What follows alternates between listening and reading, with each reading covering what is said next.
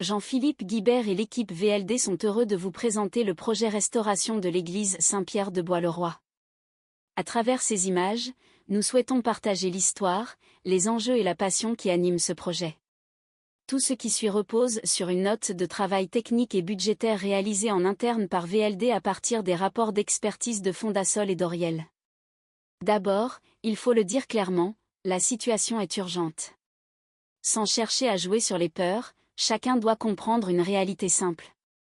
Personne ne peut affirmer aujourd'hui que notre Église résisterait à une tempête comparable à celle de 1999. Le problème est connu depuis 2017. C'est pour cela que nous parlons d'une véritable non-assistance à Église en danger. Le maire ne s'en saisit que maintenant à l'approche des élections pour donner l'illusion d'une action, tout en sachant qu'il laissera à son successeur la charge financière des travaux après avoir vidé les caisses de la commune. Enfin, Jean-Philippe Guibert et VLD se sont mobilisés et feront tout ce qui est nécessaire pour sauver l'Église. Pour nous, c'est très simple, sa sauvegarde est la priorité. Imaginez un instant, un monument historique, un trésor de notre patrimoine, qui, tout doucement, jour après jour, est en train de s'enfoncer dans le sol. Non, ce n'est pas un film catastrophe, c'est ce qui arrive à l'église Saint-Pierre. Et aujourd'hui, on va décortiquer ensemble la mission de sauvetage absolument incroyable qui est mise en place pour l'empêcher de disparaître. Alors, la question est simple, mais la réponse est un véritable casse-tête. Comment est-ce qu'on fait pour sauver une église qui s'enfonce, quand le sol sur lequel elle est bâtie devient son propre ennemi? Eh bien, il faut faire preuve d'une ingéniosité folle. Voyons un peu le plan. D'abord, il faut planter le décor. L'église Saint-Pierre, c'est plus que des pierres. C'est un repère, un lieu chargé d'histoire. Mais voilà, sous son air paisible, une menace bien réelle et totalement invisible est à l'œuvre, et elle met en péril toute sa structure. Avant de pouvoir réparer quoi que ce soit, la première étape, c'était de jouer au détective. Les ingénieurs ont dû mener une enquête approfondie pour comprendre exactement, avec une précision d'horloger, d'où venait le problème.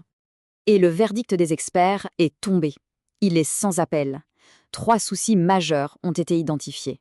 D'abord, des fondations qui ne sont plus stables. Ensuite, des fissures qui parcourent les murs et qui s'agrandissent.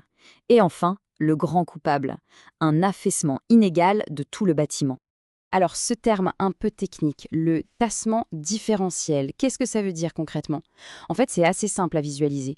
Imaginez que le côté gauche de l'église s'enfonce un peu plus vite que le côté droit.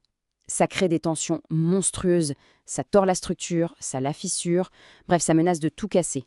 C'est ça le véritable ennemi. Face à un diagnostic aussi grave, il fallait une réponse à la hauteur. Et c'est là qu'entre en scène un plan de sauvetage hyper méticuleux, une véritable opération d'ingénierie qui va s'étaler sur 30 mois, rien que ça, pour sauver l'Église. L'idée au cœur de ce plan est finalement assez simple à comprendre, et même un peu poétique. Il s'agit de donner à l'Église de toutes nouvelles racines, des racines artificielles qui vont aller chercher un sol dur et stable, bien plus profondément, à 15 mètres sous la surface. Et ces fameuses racines, en langage technique, ça s'appelle des micropieux. On parle ici de 50 colonnes hyper solides en acier et en béton qui vont être forées très profondément.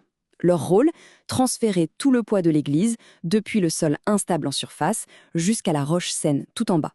Le calendrier est vraiment millimétré sur 30 mois. Et il y a une logique implacable. On commence par le plus urgent, le plus critique, fin 2026, les fondations. Et ce n'est qu'une fois que la base sera totalement sécurisée que l'on pourra passer à la suite. Les murs, le toit, et on finira par l'intérieur. Chaque étape dépend du succès de la précédente.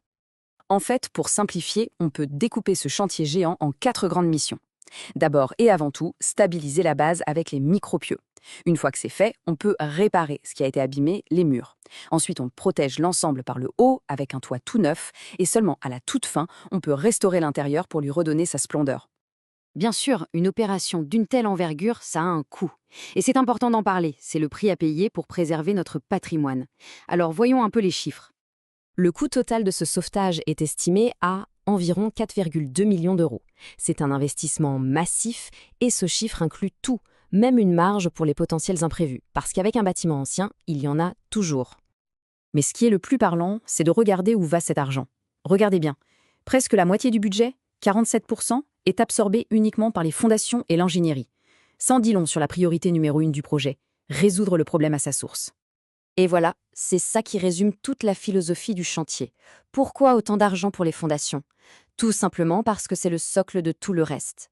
Sans une base stable, réparer les murs, refaire le toit, ça ne servirait absolument à rien. Ce serait jeter de l'argent par les fenêtres. Bon, un projet de cette taille, ce n'est évidemment pas un long fleuve tranquille. Il y a des risques, des défis, et l'une des clés du succès, c'est de les anticiper pour ne pas être pris au dépourvu. En fait, c'est une vraie partie d'échecs qu'il faut jouer contre les imprévus.